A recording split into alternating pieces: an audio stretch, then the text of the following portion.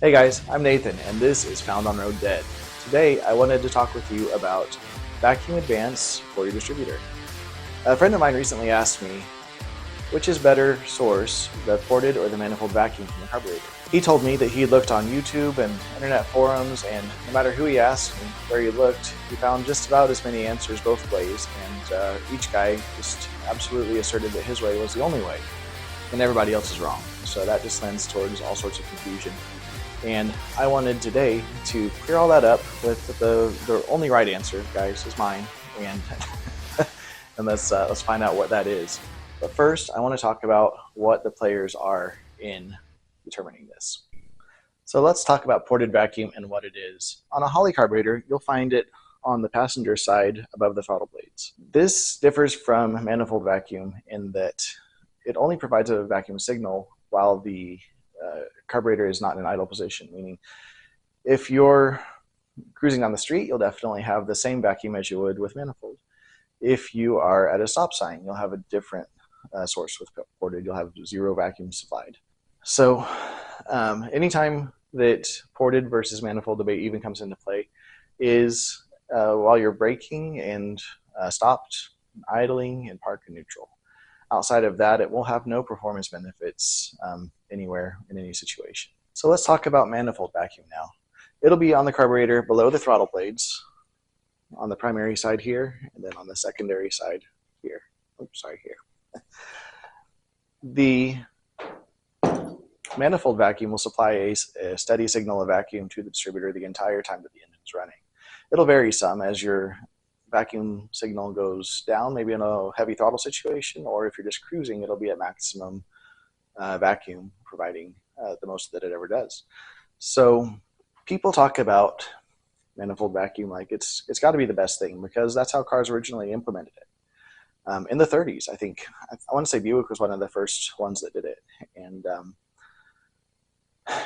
there's so many things that throwing back that way works out, but most technology is not the case. So trying to throw something back to the 30s as if it's the best thing ever is kind of difficult. We didn't have fuel injection or more than 100 horsepower, I think, in most cars at that time. So it's kind of hard to say that's clearly the best way because of that reason. Manifold vacuum does have some perks and some purpose. If your engine is running hot, especially at these idle situations or maybe while you're in the drive-through or something like that, it'll provide some additional cooling by having that advance sooner in the system, or provided during that situation, actually. But not everyone meets that guideline. Not everybody needs that same thing. So how would you decide what's the best thing for you to do? I have a way that I try to fine-tune what I want, and that's what I want to show you next. So when I get a new or a new to me Holley, I'll turn it upside down like this, and I'll adjust the idle on both the secondary and the primary so that the transfer slot is just barely showing. It should look like a square when the idle is at zero. Doing this will ensure that the throttle plates sweep past this transfer slot, and that'll make a smooth transition as it's going from one situation to another. And I've found great success in tuning a carburetor this way.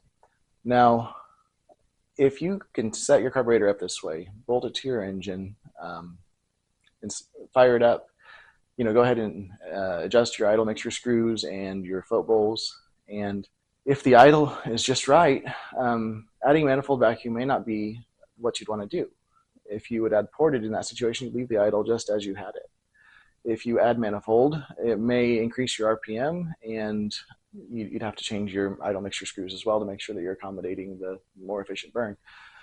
But that's not always what you want. In this case, I'd have to also reduce the throttle on my primary side and not have it in what I think is the optimal spot in order to run manifold vacuum and have my idle where I want it. And I don't want to do that.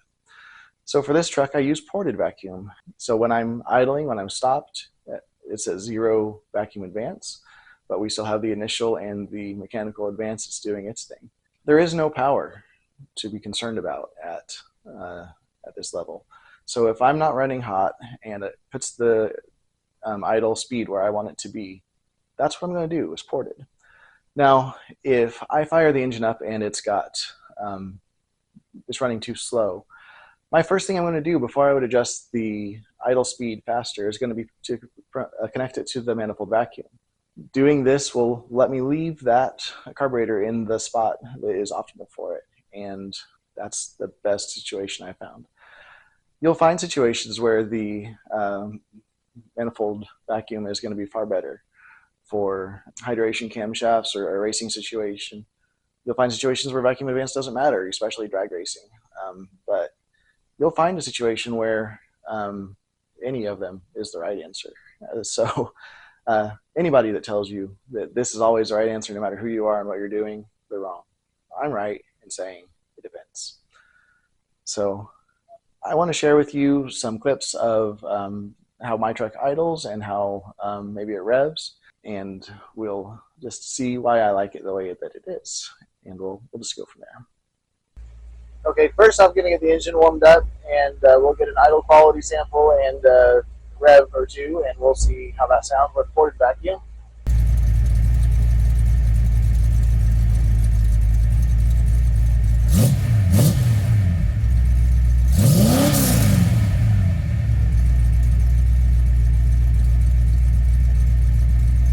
Okay, now I've got it on manifold vacuum, and we'll see how it starts up.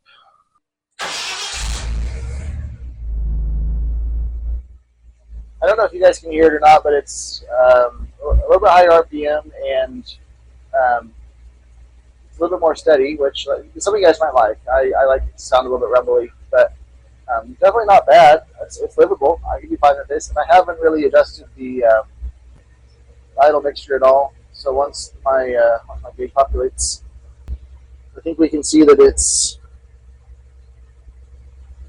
a little bit richer than it was, but not too bad. I'd have to adjust that just a little bit. And yeah, I've got this gauge hooked up to the ported vacuum now, and you can see it's reading right at 0. And we don't have any load on the engine, but I think it'll still respond with a little bit of a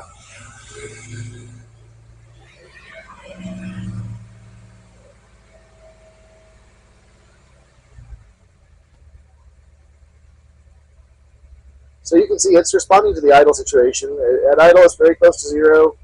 Just off idle, it's a little bit more.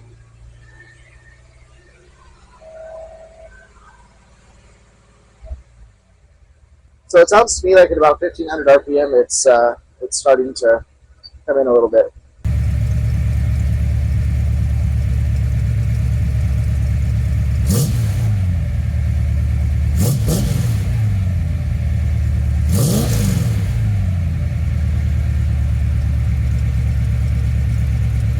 Okay, so guys, I've tried it out just quickly, just idling and revving in both situations. I've done this in the past before. I've tried both ported and manifold extensively.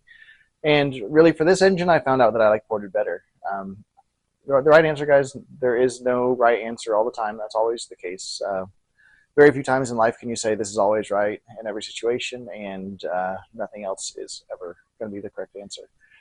I would encourage each of you, just take your best guess, use the carburetor procedure I mentioned before, and just try it out. See if you can arrive at the best idle quality, leaving the transition slots in the right positions.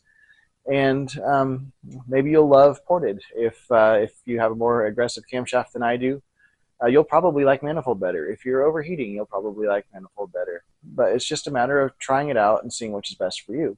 I wanted to say a big thank you for watching this video. It means so much to me that you watched it all the way through, and I appreciate every one of you guys that does watch. I'm super eager to talk with you guys. If you want to give me a comment or a like or a subscribe, guys, that would mean so much. Thank you so much. I appreciate you.